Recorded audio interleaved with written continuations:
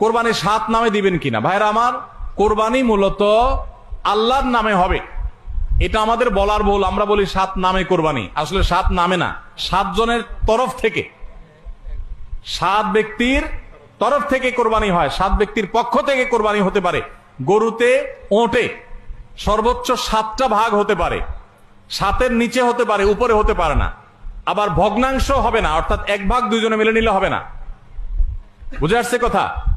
3 ভাগ হতে পারে, 2 ভাগ হতে পারে, 7 ভাগ সর্বোচ্চ হতে পারে। 7 ব্যক্তির পক্ষ থেকে কোরবানি যথেষ্ট হবে। গরু এবং ওটে, মহিষে, এগুলোতে যথেষ্ট হবে।